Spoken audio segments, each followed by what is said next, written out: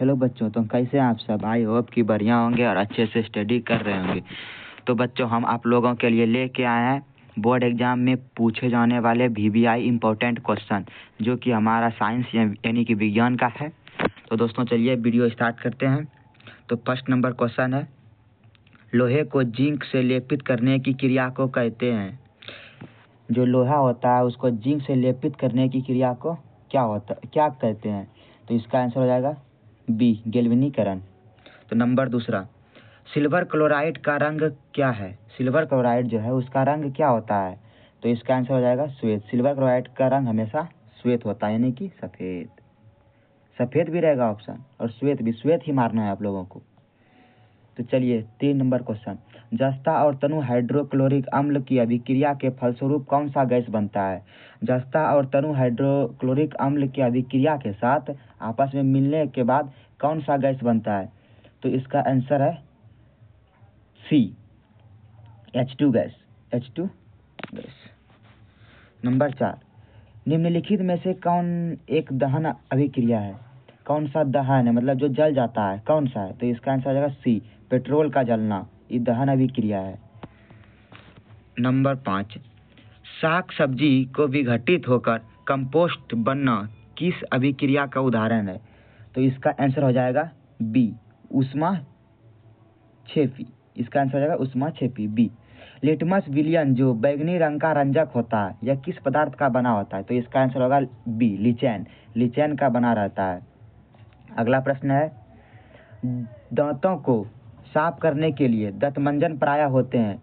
जो हमारे दांत जो हैं उसको साफ करने के लिए दंतमंजन कैसा होता है? तो हमेशा क्षारीय होता है। क्षारीय होगा तब हमारा दांत साफ होगा। तो इसका आंसर हो जाएगा ए। और ये क्वेश्चन है, शुद्ध जल का pH मान क्या होता है? शुद्ध जल जो है उसका pH मान क्या होता है?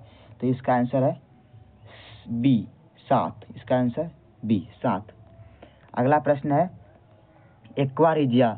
एक्वा में HCl और HNO3 का अनुपात होता है। तो इसका आंसर हो जाएगा ए, 3:1 होता है। ठीक। नंबर 10, सीसा और टीन की मिश्र धातु को कहते हैं। सीसा और टीन से क्या बनता है? तो इसका आंसर हो जाएगा ए, सोल्डर बनता है। तो इसका आंसर ए, 10 का ए। अब आते हैं जीव विज्ञान में। पौधों में वाष्पोत्सर्जन किस भाग में होता है? जो हमारा पौधा है वाष्पोत्सर्जन किस भाग में होता है? तो इसका आंसर आएगा सी, जड़ में। तो इसका आंसर हो जाएगा सी, जड़ में। वाष्पोत्सर्जन कहाँ होता है? जड़ में। अगला प्रश्न है, मानव रक्त में उपस्थित यूरिया की सामान्य मात्रा होती है। मानव रक्त में यूरिया की जो सामान्य मात्रा होती है क्या होती है? तो इसका आंसर हो जाएगा बी, 20 mg। तो ऑप्शन बी। अगला प्रश्न क्या है? अगला प्रश्न है, स्वपोषी पोषण के लिए आवश्यक है। तो स्वपोषी पोषण के लिए आवश्यक क्या है? सूर्य के प्रकाश, क्लोरोफिल, कार्बन डाइऑक्साइड तथा जल, उपयुक्त सभी। तो स्वपोषी क्या है? पेड़ पौधे जो स्वयं पे निर्भर है, जो अपना भोजन स्वयं संश्लेषित करते हैं, यानी कि अपना भोजन स्वयं बनाते हैं, तो उसे कहते हैं स्वपोषी। ये VBI क्वेश्चन है, VBI। ये आपको क्लास में पक्का पूछेगा बोर्ड एग्जाम में, ये VBI क्वेश्चन है। अगला प्रश्न है, इंसुलिन की कमी के कारण कौन सा रोग होता है? तो इंसुलिन की कमी से कौन सा रोग होता है? तो इसका आंसर हो जाएगा सी, मधुमेह। इंसुलिन की कमी से मधुमेह रोग होता है। अगला प्रश्न क्या है? परागकोश में होते हैं, परागकोश में क्या होते हैं? परागकण। तो इसका आंसर हो जाएगा 15 का डी। मानव में डायलिसिस थैली है। मानव में डायलिसिस थैली कहाँ है? नेफ्रॉन, न्यूरॉन, माइटोकॉन्ड्रिया, इनमें से कोई नहीं। तो इसका आंसर हो जाएगा नेफ्रॉन, ए। इसका आंसर हो जाएगा ए। पुष्पी पौधों में लैंगिक जनन किसके द्वारा होता है? जो पुष्पी पौधा है उसमें लैंगिक जनन किसके द्वारा होता है? तो इसका आंसर हो जाएगा सी, तने द्वारा। तने द्वारा होता है। तो अगला प्रश्न देखते हैं क्या है? निम्न में से कौन सा एक उभयलिंगी जंतु है? तो उभयलिंगी जंतु कौन सा है? केंचुआ। केंचुआ को किसान का मित्र भी कहते हैं। ये भी पूछा जाता है, केंचुए को किसान का मित्र क्यों कहते हैं? ये भी पूछा जाता है। तो आप लोग अपने इससे जवाब दीजिएगा, ये VBI क्वेश्चन है। तो अगला प्रश्न क्या है? अगला प्रश्न है आनुवांशिक का पिता किसे कहते हैं? आनुवांशिक जो है उनका पिता किसे कहते हैं? तो इसका आंसर हो जाएगा बी, ग्रेगर जॉन मेंडल को। इन्होंने ही मटर के पौधे का आविष्कार, मतलब मटर का पौधा का चयन किया था। तो आपको ये भी पूछेगा मटर के पौधा का चयन किसने किया था? तो ग्रेगर जॉन मेंडल ने। तो अगला प्रश्न क्या है? क्लोरोफिल वर्णक का रंग होता है, क्लोरोफिल जो होता है वो किस रंग का होता है? तो इसका आंसर हो जाएगा ए, हरा।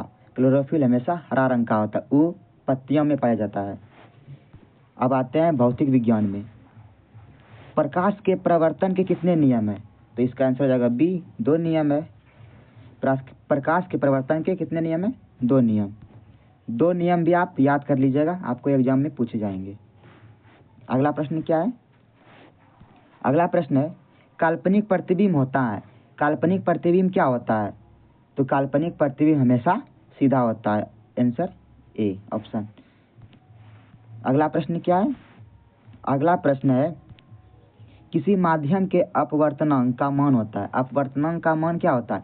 साइन आई बटे साइन आर, यानी कि sine I by sine R. तो इसका आंसर हो जाएगा A, sine I by sine R. ये VBI है, इसको पूछेगा। अवतल लेंस का आवर्धन m बराबर क्या होता है? अवतल लेंस जो है इसका m बराबर क्या होता है? m बराबर V/U, यानी कि V/U कहाँ है? ऑप्शन डी में। तो इसका आंसर हो जाएगा डी। हाँ, आपको पूछेगा कि आवर्धन का SI मात्रक क्या होता है? तो आवर्धन का SI मात्रक कुछ नहीं होता है, इसका आंसर होगा मात्रक विहीन। आवर्धन का SI मात्रक मात्रक विहीन होता है, मात्रक विहीन होता है, इसका कोई मात्रक नहीं होता। तो अगला प्रश्न क्या है? तो हमारा अगला प्रश्न है स्पेक्ट्रम में किस रंग की स्पेक्ट्रम में किस रंग के किरण का झुकाव अधिक होता है? कौन सा रंग है जो, मतलब इंद्रधनुष है ना, इंद्रधनुष में कौन सा रंग का झुकाव अधिक? तो इसका आंसर हो जाएगा डी, बैगनी। बैगनी रंग का झुकाव अधिक होता है स्पेक्ट्रम में। अगला प्रश्न क्या है? अगला प्रश्न है निकट दृष्टि दोष दूर करने के लिए किस लेंस का उपयोग करते हैं? निकट दृष्टि दोष, तो क्वेश्चन है निकट दृष्टि दोष को दूर करने के लिए किस लेंस का उपयोग करते हैं? तो इसका आंसर हो जाएगा बी, अवतल लेंस। निकट दृष्टि दोष दूर करने के लिए हम अवतल लेंस का उपयोग करते हैं। अब तो हमारा अगला प्रश्न क्या है? अगला प्रश्न है विद्युत धारा का SI मात्रक, विद्युत धारा का SI मात्रक क्या होता है? तो इसका आंसर हो जाएगा डी, एम्पियर। विद्युत धारा का SI मात्रक एम्पियर होता है। और अगला प्रश्न है विभवांतर मापने वाले यंत्र को कहते हैं, विभवांतर जो मापते हैं उस यंत्र को क्या कहते हैं? इसका आंसर हो जाएगा बी, वोल्ट मीटर। विभवांतर को वोल्ट मीटर कहते हैं। और अगला प्रश्न क्या है? अगला प्रश्न है 1 HP बराबर होता है, मतलब 1 अश्व शक्ति बराबर कितना वाट होता है? तो इसका आंसर हो जाएगा ए, 746 वाट। और अगला प्रश्न है विद्युत बल्ब का तंतु बना होता है, विद्युत बल्ब का जो है तंतु वो बना होता है किसका? टंगस्टन का। इसका आंसर हो जाएगा सी, टंगस्टन। अगला प्रश्न क्या है? अगला प्रश्न है पर्यावरण और ऊर्जा के स्रोत ग्लोबल वार्मिंग के लिए उत्तरदायी गैस है, ग्लोबल वार्मिंग के लिए उत्तरदायी गैस कौन सा है? इसका आंसर हो जाएगा सी, CO2, यानी कि कार्बन डाइऑक्साइड। तो अगला प्रश्न क्या है? अगला प्रश्न है हमारा ओजोन परत किस हानिकारक विकिरण से पृथ्वी को सुरक्षा प्रदान करती है? तो इसका आंसर हो जाएगा सी, पराबैंगनी विकिरण। इसका आंसर हो जाएगा सी, पराबैंगनी विकिरण। तो अगला प्रश्न है निम्न में से कौन जैव अनिम्नीकरण कचरा है? जैव अनिम्नीकरणीय कचरा कौन सा है? तो इसका आंसर हो जाएगा ए, प्लास्टिक, जो कभी गलता नहीं है, गलता है जाके साल, अगला साल ऐसे ही, मतलब गलता है साल 5 साल में। तो अगला प्रश्न क्या है? अगला प्रश्न है टिहरी बांध का निर्माण किस प्रदेश में हुआ था? तो इसका आंसर हो जाएगा उत्तराखंड। उत्तराखंड में टिहरी बांध का निर्माण हुआ था। और यह किस नदी पर बनाया गया है? तो इसका आंसर हो जाएगा गंगा नदी पर। यह टिहरी बांध गंगा नदी पर बनाया गया है। तो अगला प्रश्न क्या है? अगला प्रश्न है ननौरा विद्युत संयंत्र किस राज्य में है? ननौरा विद्युत संयंत्र किस राज्य में है? तो इसका आंसर हो जाएगा सी, उत्तर प्रदेश। तो ये ननौरा उत्तर प्रदेश में है। तो मिलते हैं अब नेक्स्ट वीडियो में। आज इतना आप लोग याद कर लीजिएगा, फिर अगला वीडियो में मिलते हैं। तब तक के लिए बाय बाय।